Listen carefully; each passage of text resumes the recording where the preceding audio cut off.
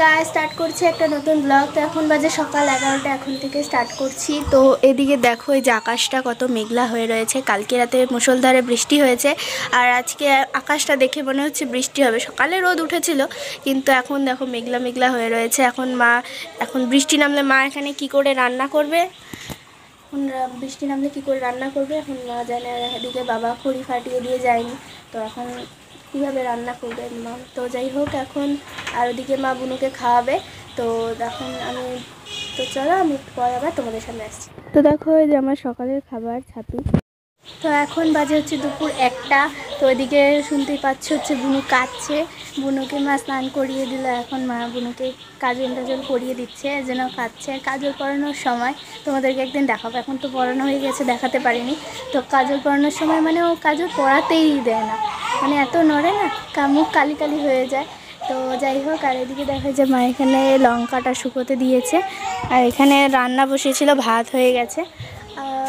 কি তরকারি করবে এখন মা জানি না।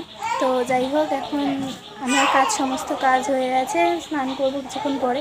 তো চলো তোমরা দেখতে পাবো।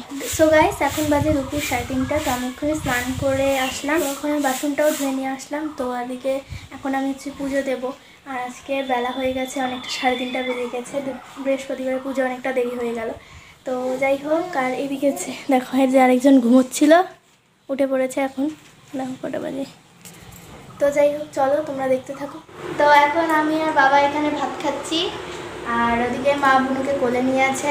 মা বুনু কাঁদবে জন্য মা কোলে নিয়ে আছে, মা খেতে বসেনি এখনো। তো যাই হোক চলো খেয়ে নিই, পরে আবার দেখাচ্ছি। তো এখানে দেখো রয়েছে এখানে দুপুরের খাবার। এখানে রয়েছে সাদা ভাত আর হচ্ছে এখানে পটলের চোচা বাটা, সব সবজি দিয়ে একটা চটেছে পটলের তরকারি। সো গাইস এখন বাজে রাত 10:30। তো আমাদের খাওয়া দাওয়া কমপ্লিট। তো এখন আমরা ঘুমিয়ে পড়বো। দেখো মশারিটাও টানানো হয়ে গেছে আর বুনু এখানে ঘুমোয়। এখানটায় মশারির উপর এটা দেওয়া হয়েছে কারণ আমাদের ফ্যানটা ডাইরেক্ট, তো বেশি হাওয়া লাগে।